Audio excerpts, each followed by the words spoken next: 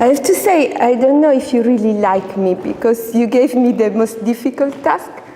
Yesterday very late at night, and today very early in the morning. But we use you as a bait. Okay. And I will try not to disappoint you then. I said yesterday that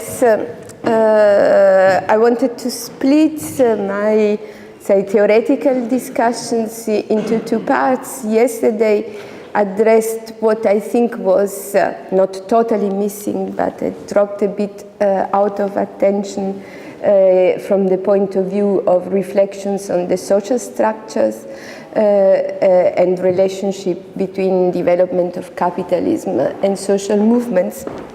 And today instead I wanted to address the second side of my first slide yesterday, which is how can we look at protest not as a dependent variable, to use this language, not as something to be explained on the basis of political opportunities, resource mobilizations, and so on, but rather as something which produces changes, which produces its own resources.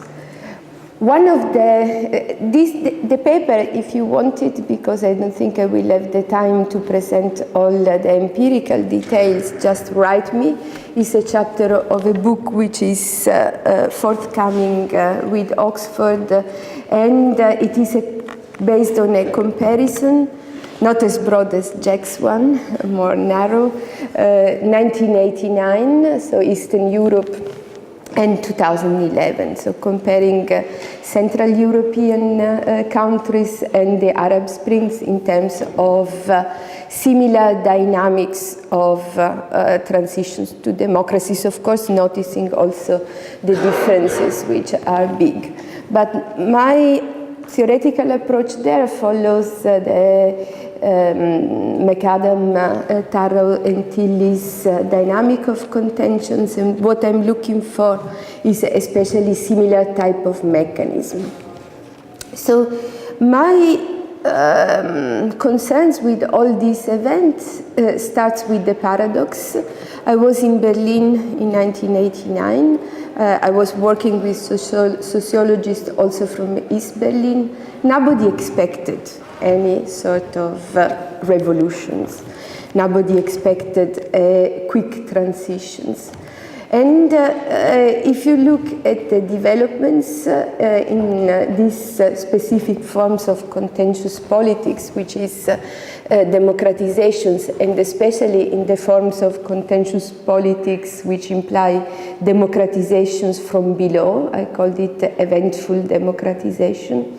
What you can see is something like a very sudden event.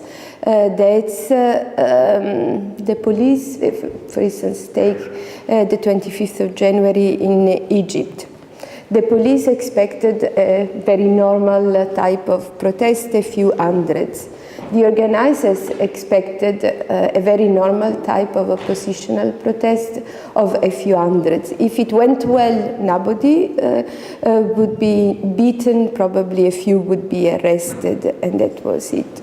Organizers knew that they had a lot of I like when they posted the announcement for the protest, but they also knew that between the I like online and actually going to protest, there was usually a big gap. And this is something of a general question also in literature on revolutions, on big events. How does it happen that the revolutions are considered to be unavoidable after the revolutions happen? They are explained on the basis of all structural conditions, economic crisis, and so on. But in the ways in which people, even insiders, saw the events before they happened, they were totally unexpected. And I start the paper with a series of citations in which what is always stressed is the surprise. Peaceful surprise for the protesters, bitter surprise for the dictators, but anyhow, a surprise. So, 25th of January in Cairo, it was one of these surprises, because what was supposed to be a demonstration of a few hundreds became a demonstration of 100,000s. There was a preparation for the demonstrations, which indeed tried to mobilize more than in the other protests. But what was stressed by people who participated in the protest was also the surprise for about 50,000 people who mobilized so suddenly. The protest was organized in such a way that different parts of the march started from different neighborhoods in Cairo, especially from the periphery, the poor peripheries. But what pushed people suddenly to participate? Protesters were going along in the street calling people, come down, come and protest. But what happened, how to explain that so many went? Social movement studies tend to look at existing resources, and there is sometimes not explicit but general assumptions that protest is a use of resources and opportunities which you already have. Protest is a cost for protesters, and in order to convince them to participate, they need to have some types of incentives. They need to have some types of resources. This is true. I don't want to challenge the idea that in most of the cases protesters tend to consider the conditions mobilize resources they've been building gradually. I think also in this type of events there was something like this. But in literature on democratizations, I also found some reflections which I think are fit for some specific forms of protest. Among others, Philipp Schmidt, Terry Carl, suggested that some periods, democratizations, revolutions, moment of big protest, are structurally underdetermined in the sense that events proceed so quickly and so unexpectedly that people, on the one hand, do not have the routine side of the events to rely upon when they want to understand or to foresee what will happen. And on the other hand, they also need to test the others. So in all these events, dictators on the one hand, protesters on the other, are trying some type of actions to see to which extent these actions also can contribute to change things. But this is what I call changing relations. In a sense, this is something which, rather than just being influenced by the existing conditions, changes these conditions, actually create resources. And I distinguish different types of mechanisms, which I'm going to briefly summarize in what follows, especially at the meso level, at the level of the creation of networks of activists, and producing especially cognitive and affective process which change the relations. William Sewell's looking at the taking of the Bastille, the taking over of the Bastille, has distinguished three types of temporality. a teleological temporality, which explains events on the basis of abstract type of historical modernizations, from less to more sort of necessary path in history. What he calls an experimental temporalities, which is more related with the comparison of different types of events, take Barrington Moore, the different paths to modernization. But then he also focused, and I think addressing a debate in history especially, on eventful temporalities. That temporalities which to a certain extent doesn't reflect structures but affects structures, he says. In history, and he's an historian mainly, there was the school of Les Annales, which had stressed longue durée, so the fact that there is a deep path dependency, we would say, nowadays in history, but it is not all already written, says Sewell. In some occasions, there is a rare subclass of happenings which can transform structures. I prefer to say transforms relations, but I think that what it is true is that when we talk about events like the 25th of January in Egypt, we are thinking not about the normal type of protest, but about something during which relationship are changes. So Sewell said, transform structures by constituting and empowering new groups of actors or re-empowering existing groups. So it puts in motion social processes that are inherently contingent, discontinuous, and open-ended.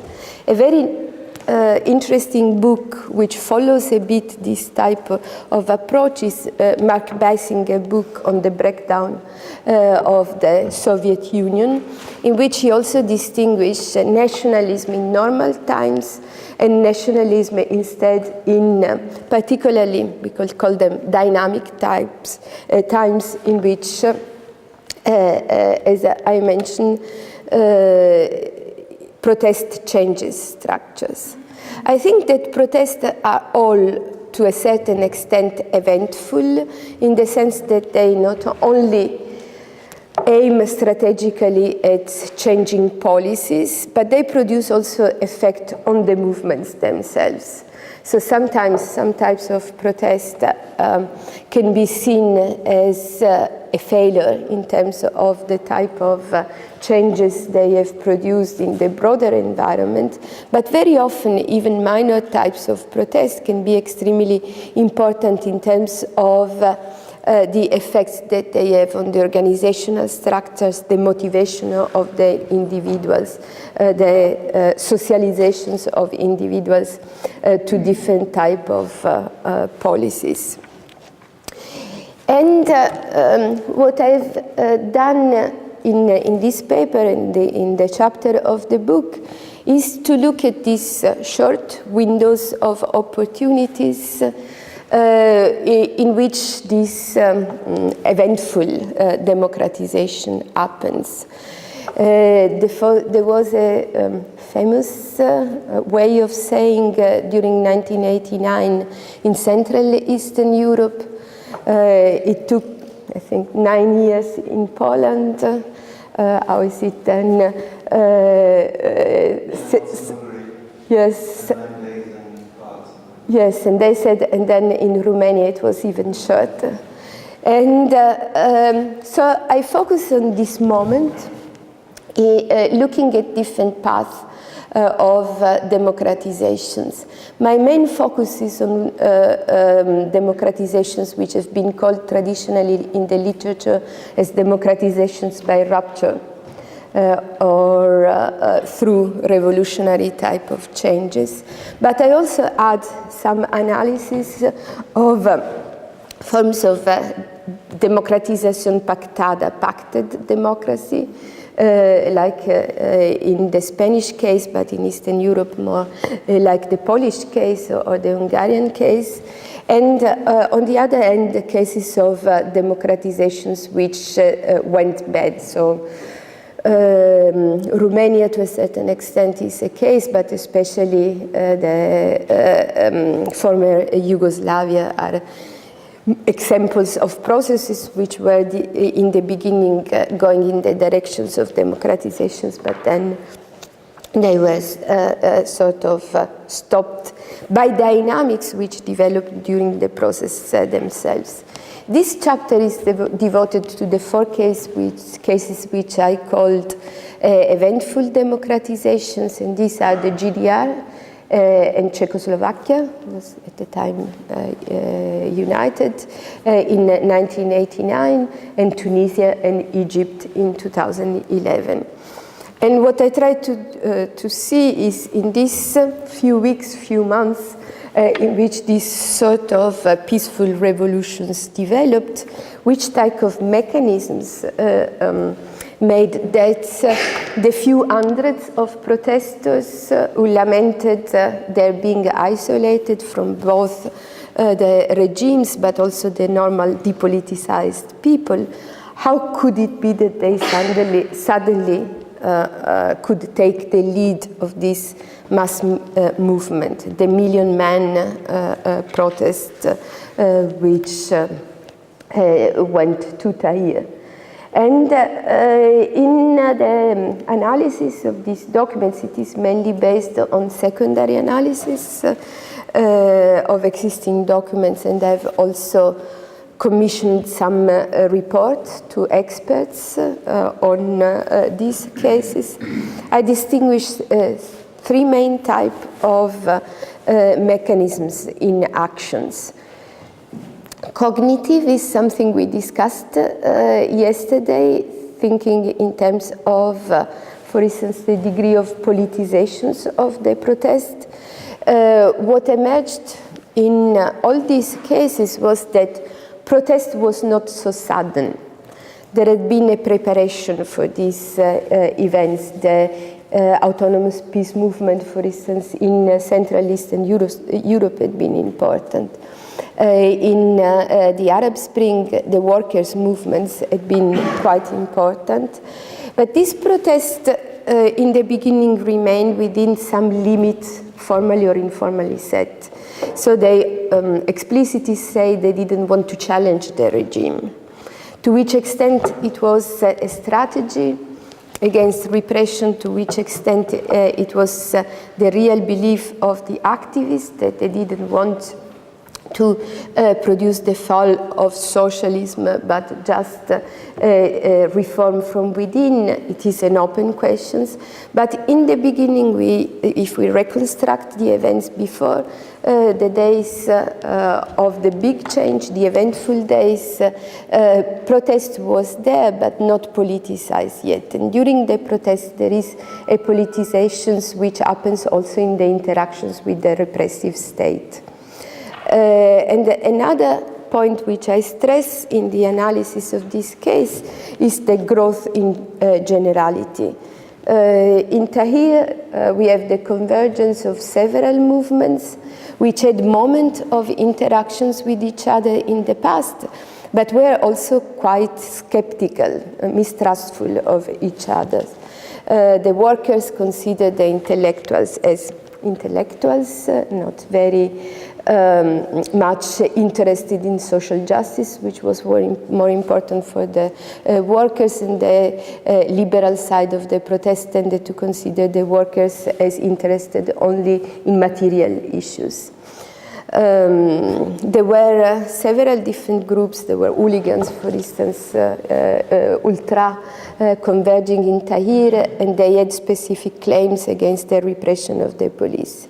So what happens during the events and through the meeting of these people was a growth in generality of the discourse. So from a sum of different bits and pieces into the creation of an overall system. This was also produced, it was cognitive process, but the emotional aspects of the protest were also extremely relevant. So to go to Tahrir or to go in the St. Nikolai Kirche in Leipzig in the GDR was something which activists remind as a turning point in their life. It is, I single out in the paper two main emotional mechanisms. One is overcoming the fear, which was there in authoritarian regimes, which had become somewhat liberalized before, but had become also very repressive during the development of the protest. 1989 was also the year of Tiananmen in China, and Tiananmen was also always present in the mind of the activists as a possible solution chosen by the regime, so tough repression. Overcoming fear, it is important, and what I suggest in the paper is it happens also in actions. It's not something which you do as an isolated individuals, but in all these type of protest, Helena Flamm, a Polish scholar who teaches now in Germany, has studied this in the Eastern Europe, implies also some sort of rituals which were thought as rituals which could help activists to overcome fears. But also they spontaneously produced a sense of necessity, the need to protest. And then what happens also in the square was this sense of empowerment, the feeling that wir sind das Volk, we are the people. The term people is interesting because it was used in all these Eventful protests as, of course, in opposition to the dictators, but as a sign of empowerment. The people want is the slogan of the Arab Spring. And it is a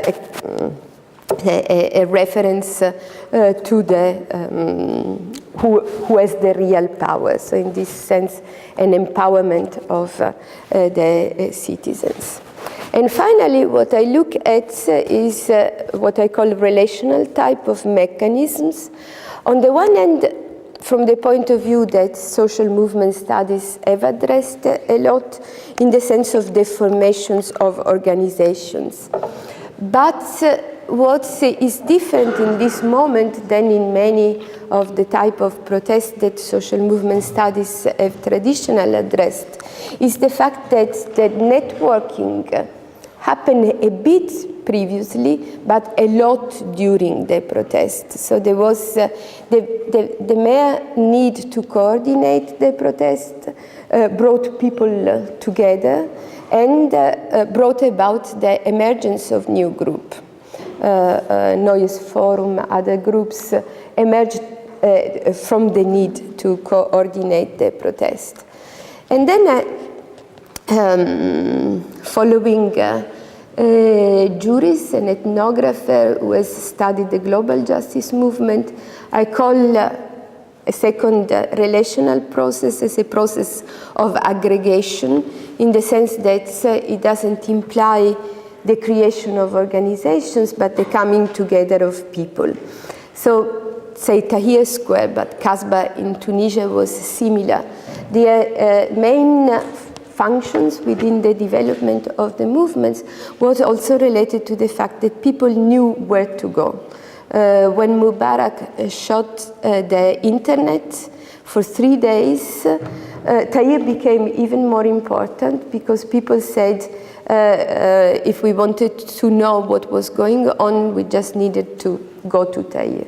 And there were hundreds of Tahrir in Egypt. And all of them, all these squares functions as a moment of aggregations. Maybe I stop here if you want to have some time for the discussion.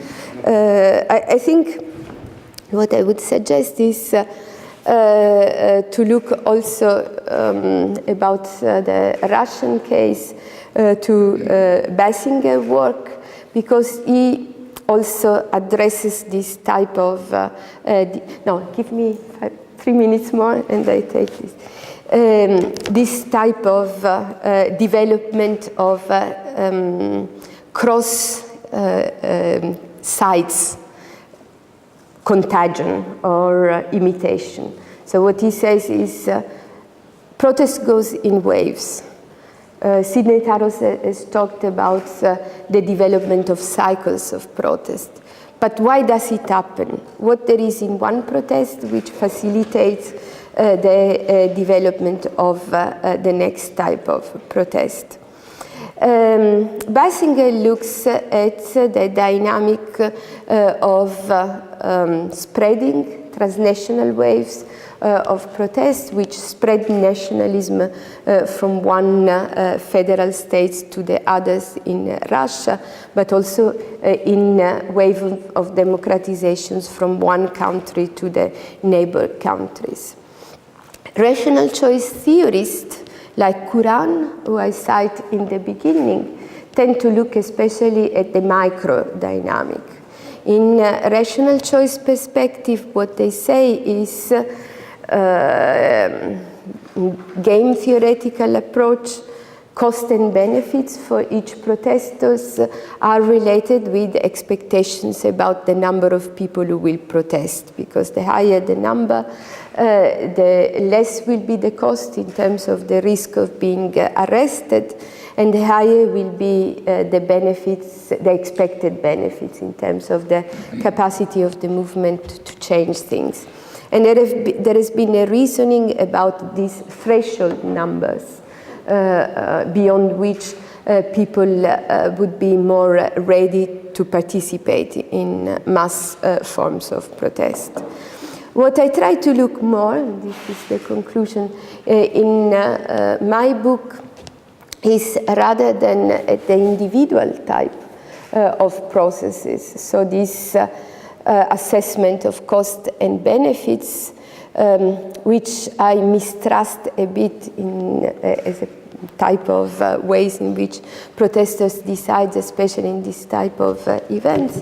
Well, I rather try to see these processes of eventful protest, this development of conditions in which protest reproduces resources and produces opportunities, more on the basis of the reasoning at the meso level, at the level of the creation of opportunities for protest through protest. And this is why I use the terms of eventful democratization. Now I really stop. Thank you very much, Donatella. Now time for questions and comments. If there are any. Yes, please no comment. So you said that events produce resources. Could you just clarify what that? I think also I can understand what that means when events change personalities or lead to the creation of the group which is mobilized by memory about this event. But what does it mean that events can produce resources? In part what you said, but I would also add that this type of events push bystanders to take position. So I talk with normal people, not the organizers of the protest, but normal people in Egypt. And what they said was, I needed to go to Tahrir. I knew it was dangerous, but the repression produced a strong sense of injustice. I said, for my dignity, I have to go. I read biographies of activists from Czechoslovakia. A mother who said, suddenly I saw that I've lost my daughters and was looking for them. I noticed they were at the march, and then I thought I should also go, because otherwise what would I say to my children in the future? So what was in the past, until few hours before, considered to be the crazy ideas of a few activists, became a type of events on which a mass of people believed they needed to take positions. And in the interviews, in self-biographies and so on, there is a sort of very heightened sense of history. So the fact something is happened, I have to take side. And this also creates a type of resources. But also what happens is, at the level of the organizations, that if you look Libya, Syria, Egypt, I mean, even in the cases in which democratization was more troubled or didn't happen, protest imposes the need of coordination.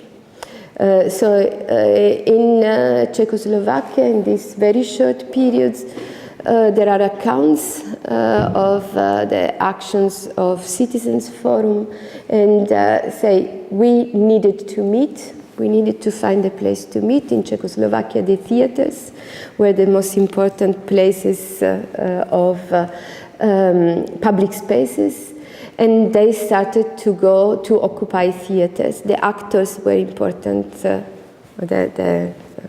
important actors, collective actors in the protest.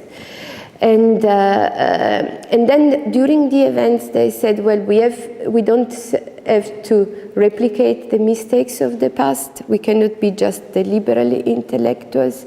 We need to go outside to the factories.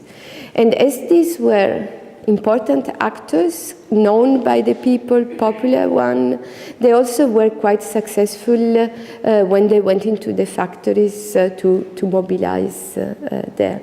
So what I mean is also the very needs of coordinations of the protest then bring about actions which construct a type of relations, and this is what I mean. Then there are other types of opportunities which are created in actions. So if one look at Egypt before January 25th, one reads account of a return to repressive regimes after some liberalization. The dictators who felt very isolated and in fact reacted with brutal action in the street, tried to use all the type of military power he had. He tried to mobilize the army, the police, the famous camel troops, so private policing and so on.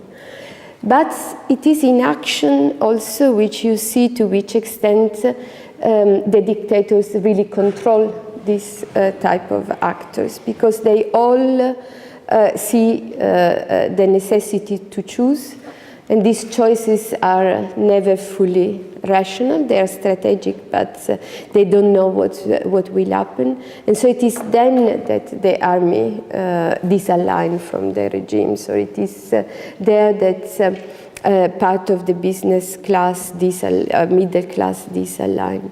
So in this sense, I say, below you have calm, people do not participate. The events polarized reactions, but also brings about the feelings by many people that they need to intervene. And when the strategy is convincing, so in Egypt, the slogan for freedom and social justice was extremely mobilizing. Then you have an effect which increases on its own. Catherine? Hi. Hi. I have a question regarding the connection between social movement and political agency at the elite level. Because it seems to me that one of the reasons social movements are not always as effective as one might hope for is this lack of connection. And I'll give you an example. You were mentioning Czechoslovakia, where by chance Havel, who had been a repressed activist, persecuted activist, in some ways is part of this dialogue and becomes a statesman. Of course, controversial. In Russia, to a lesser extent, maybe Yeltsin, 1990 or 1991, you know, Martin Luther King, who of course ended up being killed. And I came across an interesting story the other day. I was meeting a Russian professor. Her family, Jewish, was deported to Kazakhstan in the early 40s with Germans and so on. Well, amazingly enough, during the thaw, Khrushchev goes to Kazakhstan and somebody puts in his pocket a petition on behalf of those people. And her parents and her, at the age of 3 months, were allowed to return to Caucasus, where they came from. So basically what I'm asking is there research out there, or are you interested in looking at this connection between, so to speak, the people and people who actually can make changes at the most structural level? Yes, the second part of the research is on the effect of different paths of democratizations on institutional development. And I'm especially interested in seeing if there is a difference in the type of institutional development following either for cases which follows either the ruptured type of democratization path or the pacted transition.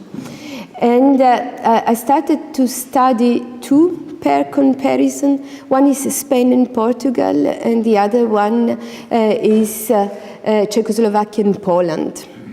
Because Poland, we had Solidarność in the beginning of the 80s as a big social movement, but 1989 was the round table, was a pacted transition, because both Solidarność on the one hand, or what was left of Solidarność, and the regime were afraid of mobilization.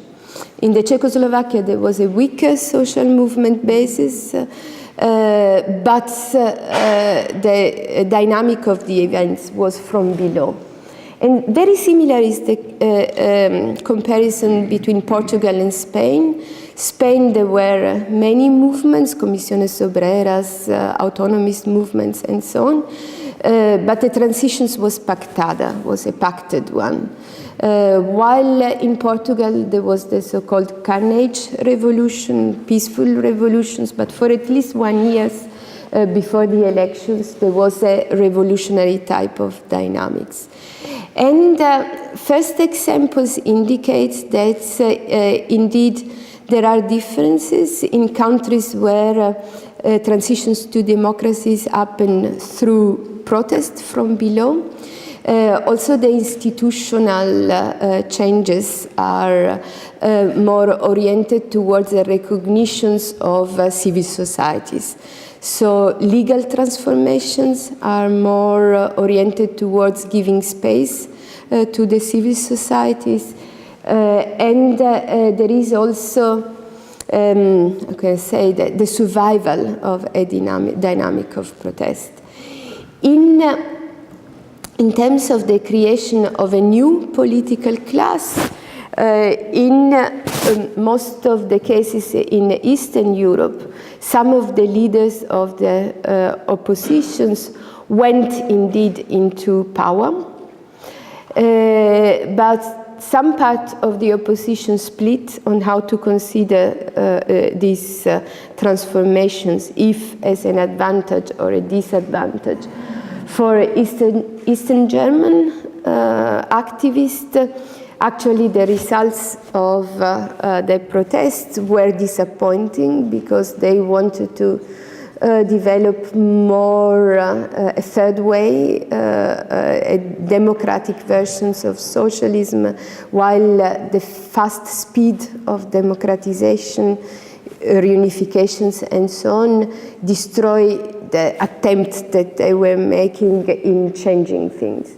And in fact, in the interviews we are making, activists in all these cases says, in a certain way, transitions went too fast into consolidation, and this meant that all the thinking, all the innovations, all the ideas which we had in order to be able to develop new constitutions, different forms of doing politics, and so on, disappeared through the institutionalizations of transitions, just as electoral representative democracy.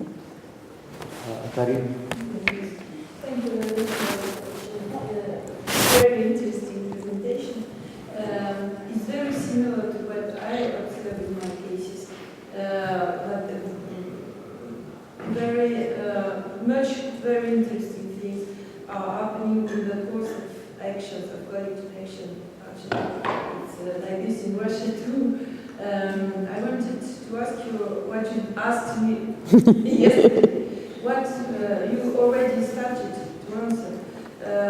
What happens after the mobilization, the event? Because suppose they succeeded in pushing democracy, but afterwards, what happens? People are demobilized, they go home. What are they doing? There are different developments in the different countries. I studied, for instance, in Central Eastern Europe. In Czechoslovakia, what they say is most of us, also during the interviews, most of us went into power. In several cases, they were disappointed because they were activists by socializations. They were not leaders, and so sometimes they quit. But the bureaucracy, the bureaucratic apparatus of the states, the political one, and so on, was made of opponents. Of course, what happens with the transition is that the unifying point of having something in common, in wanting to take the power and develop a democratic system is no longer sufficient to keep people united. So they have also, there is then the normal dynamics of pluralistic development, even within some associations. So Solidarność was dramatically split between the neoliberalist side and the more left-wing socialist side. But in some countries, they went into power to a certain extent. In other countries, in the GDR, and so with their unifications, the accounts, the life histories of the former activists are much more pessimistic, because what they saw was the occupation of Eastern Germany from the strong parties of West Germany, and even the part of the oppositions which went into the Greens, so the most alternative parties, they complain a lot that politics was the Western ones, so that they were put aside in a game in which they didn't know which were the rules, and they were not allowed to participate in making those rules. So different dynamics. Very often in Eastern Europe, the immediate effect, we have done some protest event analysis of transitions, is a decline in protest. But protest re-emerges later on. So that what you could see is that these resources were not totally lost, but activists remain activists even if they went into different type of associations, movements, and so on. I'm not sure yet, and I'm studying this, if in the Arab Spring there is the same type of trend of declining protest, because what we are seeing at the moment in Tunisia and in Egypt is the explosion of protests of different types, not only the protests related with the Muslim Brothers, but also an enormous amount of labor protest. So maybe this sort of normalizations after democratizations is not a sort of law, but it also depends on the forms of democratizations. I think in Eastern Europe, what is important is that democratizations happen in the first victorious wave of neoliberalism, and this had an effect on the market, but also a strong effect on the type of ideology which developed. I know we are running late, but I suggest that we cut short the coffee break. Those who want coffee can go take coffee and come back. But I can't abstain from saying something too. Because, of course, this theme of event is discussed in many disciplines, and you know, I'm also, in my other chair, I'm a social philosopher. So the theme of event has been huge in philosophy in the last 30 years. And, the most known is the theory of Badiou, but there are others. And have you looked into them? Because there are some suggestions there about the structure of how event develops, and well, there are many things, but one is that event is by definition what resists an objective description. Mm-hmm. So what is, for one person is an event, for another is just a contingent series of circular ups and downs. Therefore, an event is immediately a struggle for interpretation. And the consequence of this is that there emerges what Badiou calls a subject of the event, which not just recognizes that there was an event, but keeps faithful to it, in the sense that he imposes this interpretation again and again against the others, which leads to a very charismatic interpretation of politics. So Badiou is known for his, Leninist and Maoist sympathies, but in fact it follows from the very strict logic of how he frames an event.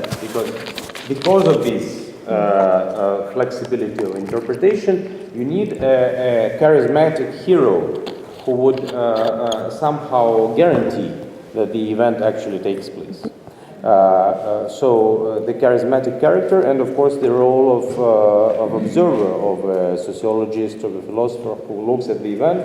So it's a very high responsibility, not to say that this is the middle class protest, but to look into the windows of opportunity for actions, and to look into the subjective interpretations of a consequence of facts as events. So both of them are not guaranteed by a simple positivist objectivist research, but demands some kind of attention for possibilities. Yeah, it's very, I've not, but I will read this debate, because I see many connections with some recent debates, also in social movement studies, because I was talking about the role of events at the time in which they happen, but of course there is also a role of some events, protest events, later on. So there is a PhD student at the UI who is finishing research on the memory of some events, protest events, and how they tend to consolidate. So memories of this type of events are always contested, and because they are symbolically so relevant, but then they tend to be sedimented in histories. And in this there is a sort of winning side and losing side in the way in which memories of events consolidate, and I think this is important. And another idea I had about when you said is also an event for some people is something which you cannot describe, that probably also eventful protests are important when they become eventful for several people. So that's this moment became a turning point for the biographical accounts as well of many of these activists. And I think in social movement studies there has been the concept of transformative events by Sewell and McAdam, in which they were looking for these special events which make symbolize an entire movement and the way in which they have an impact on the whole reading of a movement. What I think is important is also the way, in this sense, is also the ways events of the past play a role.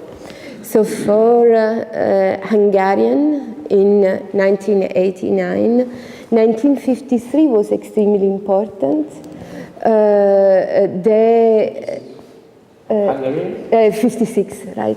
For the Eastern Germany, it was 53, and it was important also in not only in their memories, but also in the ways in which they used some anniversary organized by the regimes in an alternative way. For Czechoslovakia, it was 68, which was important. Dubček was still alive, and for all actors involved, the reasons for the failures of the previous attempt was still a matter to be discussed. So for the Hungarian 56, also the mistakes of a lack of connections between workers and intellectuals.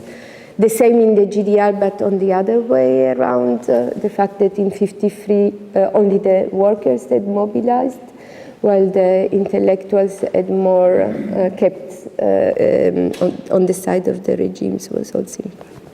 Thank you for the suggestion.